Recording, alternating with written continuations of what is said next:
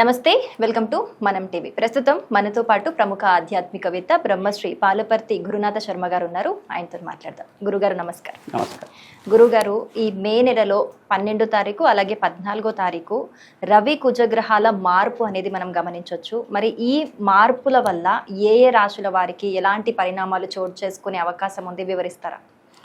ఈ అంగారక మార్పు అనేది మే నెల మాసంలో 12వ తారీఖు రోజున జరుగుతుంది. గోచారరీత్యా ప్రధానంగా చూసుకుంటే ఈ యొక్క శత్రుగ్రహాల కూటమి నుంచి బయటపడ్డాం. ప్రధానంగా శని కుజుల కలయిక అనేది మీనరాశిలో సంభవిస్తుంది. ఈ శని కుజుల కలయిక నుంచి అంగారకుడు అంతా కూడా 45 రోజుల తర్వాత ప్రతి 45 రోజులకి మారుతూ ఉంటారు. గోచార చక్రంలో మేషరాశి తన సొంత ఇల్లైన సొంత క్షేత్రమైన ఈ యొక్క స్వక్షేత్రమైన మేషరాశిలో మారడం, అందులో ఉచ్చస్థానంలో సూర్య భగవానుడు ఉండడం, బుధాదిత్య యోగంలో బుధుడితో పాటు కలిసి ఉండడం, 3 గ్రహాల కలయికని చాలా విశేషంగా చెప్పడం జరుగుతుంది.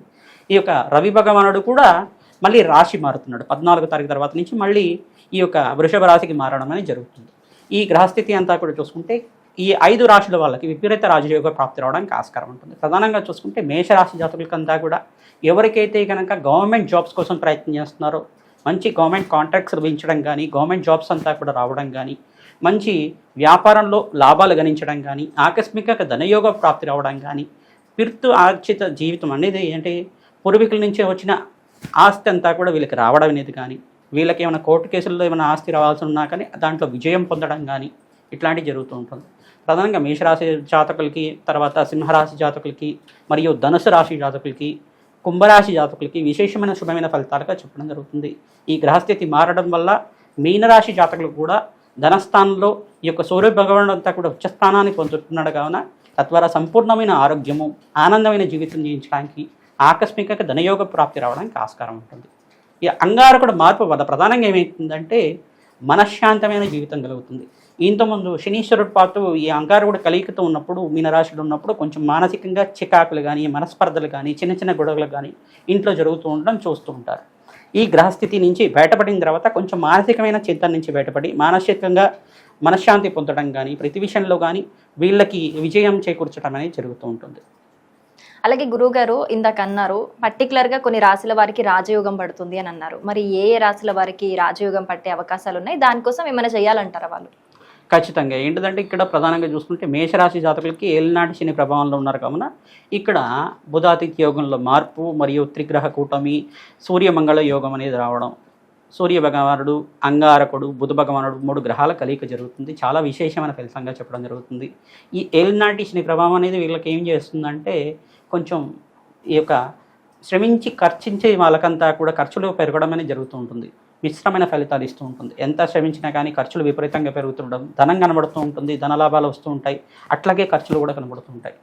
అది ప్రధానంగా దీని నుంచి బయటపడడానికి ప్రతినిత్యం కూడా హనుమత్ జయంతి రోజున విశేషంగా వీళ్ళంతా కూడా మే నెల 12వ తారీఖు రోజున దశమి తిథి రోజున రావడం జరుగుతుంది. హనుమత్ జయంతి రోజున విశేషంగా మన్యసూక్త పారాయణం చేయించడం, వడమాలను సమర్పించడం వల్ల రాజయోగ ప్రాప్తి రావడానికి ఆస్కారం ఉంటుంది. ఈ మంత్రాన్ని అందరూ కూడా జపాన్ని చేసుకోవాల్సి ఉంటుంది. విశేషంగా మేషరాశి జాతకులంతా కూడా హనుమతే శ్రీరామదూతాయ నమః, ఓం నమో హనుమతే శ్రీరామదూతాయ నమః, ఓం నమో హనుమతే శ్రీరామదూతాయ నమః ఈ మంత్రాన్ని జపాన్ని ఆచరించుకోవడం వల్ల శీఘ్ర ఫలితాలు పొందుతారు. వాళ్ళకి ఏలినాటి శని ప్రభావం నుంచి బయటపడి అఖండ రాజయోగ ప్రాప్తి రావడానికి, శని ప్రభావం కూడా తగ్గడానికి ఆస్కారం ఉంటుంది. విశేషమైన పుణ్య ఫలితాలు పొందుతారు. మరియు ఇక్కడ ఇంకో రాశి ఏంటిదంటే సింహరాశి జాతకులు అని చెప్పడం. ప్రధానంగా అష్టమ స్థానంలో శనీశ్వరుడు సంచారం జరుగుతుంది. ఇక్కడ నవమంలో ప్రధానంగా చూసుకుంటే ఈ యొక్క సూర్య భగవానుడు ఉచ్చస్థానంలో మార్పు జరుగుతుంది. నవమ స్థానంలో ప్రధానంగా ఈ యొక్క అంగారకుడు అంతా మార్పు చెందడం అనేది రాజయోగ ప్రాప్తిగా చెప్తుంది. ప్రధానంగా ఇక్కడ వ్యాపారంలో లాభాలు గణించడం కానీ, వీళ్ళకి స్థిరాస్తి పెరగడం కానీ, స్థిర లాభాలు పెరగడం కానీ, గృహయోగం కోసం ప్రయత్నం చేసుకున్న వాళ్ళకి గృహయోగం సిద్ధించడం కానీ, ఆస్తి తగాదాల నుంచి బయటపడడం కానీ, భూలాభాలు సిద్ధించడం కానీ జరుగుతూ ఉంటాయి. విశేషమైన పుణ్య ఫలితాల కోసం వెంకటేశ్వర స్వామి వారి ఆరాధన చేసుకోవడం వల్ల లాభాలు గణిస్తుంటారు. నవగ్రహ శాంతి హోమాది కార్యక్రమాలు ఆచరించాలి. రాధశ్యామల యజ్ఞాతికతలు ఆచరించుకోవడం. ఈ యొక్క హనుమాన్ జయంతి రోజున విశేషంగా వీళ్ళంతా కూడా ఆంజనేయ స్వామి వారికి సింధూరాభిషేకాది కార్యక్రమాలు ఆచరించుకోవడం, వడమాలను సమర్పించడం, మామిడి పండుని స్వామివారికి నివేదన చేయడం వల్ల ఆకస్మికంగా ధనయోగ ప్రాప్తి రావడానికి ఆస్కారం ఉంటుంది. హనుమతే శ్రీరామదూతాయ నమః ఈ నామాన్ని అందరూ కూడా జపాన్ని ఆచరించాలి. తద్వారా అఖండ లాభాలు గణిస్తూ ఉంటారు. అలాగే కుంభరాశి వారికి కూడా ఇప్పుడు ఏలినాటి శని నడుస్తుంది అని అన్నారు. మే నెలలో కూడా మంచి మంచి శుభ ఫలితాలు ప్రారంభమవుతాయని ప్రీవియస్ వీడియోలో మనం డిస్కస్ చేసుకున్నాము. సో వాళ్ళకి కూడా కుంభరాశి వారికి కూడా మే నెల నుంచి ఇప్పుడు ఈ రాశుల మార్పు వల్ల ఎలాంటి ప్రభావం ఉండబోతుంది? ఖచ్చితంగా వీళ్ళకి కూడా రాజయోగ ప్రాప్తి రావడానికి ఆస్కారం ఉంటుంది. ప్రధానంగా ఈ గ్రహస్థితి అంతా కూడా చూసుకుంటే కుంభరాశి నుంచి 3వ స్థానంలో జరుగుతుంది. వీళ్ళకంతా కూడా కమ్యూనికేషన్ స్కిల్స్ పెరగడం, అంటే వీళ్ళకంతా కూడా ఎవరికైతే పలుకుబడి పెరుగుతుంది, సంఘంలో గౌరవం పెరగడం కానీ, మంచి వాళ్ళకి గుడ్విల్ అనేది పెరగడం కానీ, మంచి కీర్తి గణించడం కానీ, కమ్యూనికేషన్స్ పెరగడం కానీ, మంచి వ్యాపారంలో లాభాలు గణించడం కానీ, దూర ప్రయాణాలు చేయడం వల్ల మంచి కాంట్రాక్ట్స్ లభించడం కానీ, స్థిరాస్తి కోసం ప్రయత్నం చేసుకున్న స్థిరాస్తి లభించడం కానీ, వివాహాది శుభకార్యాల కోసం చర్చలు పెరగడం కానీ, తద్వారా వీళ్ళకంతా కూడా ఇక్కడ సూర్య భగవానుడు ఏదైతే ఉన్నాడో సూర్య భగవానుడు ఉచ్చస్థానంలో సంచారం చేయడం, బుధుడంతా కూడా బుధాదిత్య యోగంలో మార్పు జరగడం వల్ల అఖండ లాభాలు గణించడానికి ఆస్కారం ఉంటుంది. తద్వారా వీళ్ళకంతా కూడా వెంకటేశ్వర స్వామి వారి ఆరాధన చేయడం వల్ల ఆకస్మికంగా ధనయోగ ప్రాప్తి రావడానికి ఆస్కారం ఉంటుంది. ఏలినాటి శని ప్రభావం ఉన్న శనీశ్వరుడు కుంభరాశి వాళ్ళకి మరియు మకర రాశి వాళ్ళకి కూడా అనుకూలతని ఇస్తారు. వీళ్ళకంతా కూడా ప్రధానంగా మకర రాశి వాళ్ళకి ఏలినాటి శని ప్రభావం లేదు, వాళ్ళకి అయిపోయింది. అయినప్పటికీ కూడా ఇక్కడ కుంభరాశి వాళ్ళకంతా కూడా ఏలినాటి శని ప్రభావం 3వ దశలో ఉంది, కానీ అంత పెద్ద ప్రభావం ఉండదు. కానీ కర్మదోషం అనేది ఉంటుంది. వాళ్ళ జాతకరీత్యా జన్మజాతకం ప్రకారంగా శనీశ్వరుడు ఏ స్థానంలో ఉన్నారు, వాళ్ళ పూర్వజన్మలో సుకృతం ఏ రకంగా ఉంది, పూర్వ పుణ్యస్థానం ఏ రకంగా ఉంది, అవన్నీ కూడా పరిగణనలో తీసుకోవాల్సి ఉంటుంది. గోచార చక్ర ప్రకారంగా చూసుకుంటే అంత పెద్ద ప్రభావం ఉండదు కుంభరాశి జాతకులకి.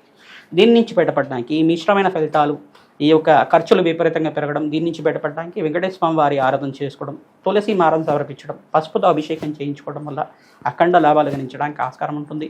వివాహాది శుభకార్యాలు జరిగితే గృహంలో అంతా కూడా మంచి ఫలితాలు పొందుతారు.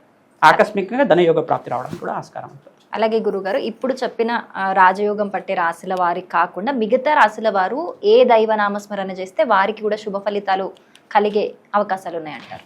ప్రత్యేకంగా మేషాది ద్వాదశ రాశుల వాళ్ళకందరికీ కూడా ప్రత్యేకంగా చెప్పేది ఏంటంటే, మే నెల మాసంలో కృష్ణపక్షంలో మనకంతా కూడా మే 12వ తారీఖు రోజున మనకి దశమి పుణ్యతిథి రోజున దశమి ఏకాదశి 2 కలిసి వస్తున్నాయి. ఆ రోజున విశేషంగా అంగారక మార్పు కూడా జరుగుతుంది. ఆ రోజున విశేషంగా హనుమత్ జయంతి రావడం అనేది జరుగుతుంది. మనకి తెలుగు రాష్ట్రాల్లో కూడా ఇక్కడంతా కూడా హనుమత్ జయంతి వైశాఖ మాసంలో హనుమత్ జయంతి చేయడం ఆచారం ఉంటుంది. కొన్ని తెలంగాణ రాష్ట్రంలో అంతా కూడా చూసుకుంటే చైత్ర మాసంలో వచ్చే పౌర్ణమి అంతా కూడా చేయడం ఆచారం ఉంటుంది. విశేషంగా అందరూ కూడా ఎక్కువ పాటించేది ఏంటంటే వైశాఖ మాసంలో వచ్చే కృష్ణపక్షంలో వచ్చే దశమి తిథి. ఆ రోజున హనుమాన్ చాలీస పారాయణం చేసుకోవడం, శ్రీరామ జపాన్ని ఆచరించడం, సింధూర అభిషేకాది కార్యక్రమాలు, తమలపాకు పూజ, నాగవల్లి దళాచన పూజ అంటారు, తమలపాకు పూజ ఆచరించడం, ఆంజనేయ స్వామి వారికి విశేషమైన వడమాలను సమర్పించడం, గారెలతోటి అర్చన చేస్తూ ఉంటారు. ఈ యొక్క మాస చక్రాలు అంటారు సంస్కృతంలో అంతా కూడా. వడమాలనంతా కూడా మినపప్పు చేసిన వడమాలనంతా కూడా వడలతోటే హోమాది కార్యక్రమాలు ఆచరిస్తూ ఉంటారు. తద్వారా ఎవరైతే ఈ యొక్క మన్యసూక్త పారాయణం చేయించడం కానీ, శ్రీసూక్త పారాయణం చేయించడం కానీ, ఆంజనేయ స్వామి వారి ఆరాధన ఈ యొక్క 12వ తారీఖు రోజు చేయడం వల్ల ఎటువంటి గ్రహస్థితి ఉన్నప్పటికీ ఏలినాటి శని ప్రభావం కావచ్చు, అర్ధాష్టమ శని ప్రభావం కావచ్చు, అష్టమ శని దోషమైనా కావచ్చు, విశేషంగా ఎవరైతే ఈ గ్రహస్థితి వల్ల ఇబ్బంది పడుతున్నారో వాళ్ళకంతా కూడా ఈ గ్రహస్థితి మార్పు అంతా కూడా విపరీత రాజయోగ ప్రాప్తి. వీళ్ళకంతా కూడా ప్రధానంగా ఈ రహస్య పరిష్కారం అంతా ఇప్పుడు చెప్పడం జరుగుతుంది. ఈ రహస్య పరిష్కారం చెప్పడం వల్ల శీఘ్ర ఫలితాలు పొందుతారు. వాళ్ళ గ్రహస్థితి మెరుగుపడుతుంది, జీవితంలో మార్పులు చేకూరుస్తాయి. తద్వారా లాభాలు గణించడానికి ఆస్కారం ఉంటుంది. మేషరాశి జాతకులకి, కుంభరాశి జాతకులకి మరియు సింహరాశి జాతకులకి, ధనస్సు రాశి జాతకులకి, మీనరాశి జాతకులకి విశేషమైన లాభాలు గణించడానికి ఆస్కారం ఉంటుంది. మరియు తులారాశి జాతకులు కూడా రాజయోగ ప్రాప్తి రావడానికి ఆస్కారం. చక్కగా వివరించారు. ధన్యవాదాలు గురు.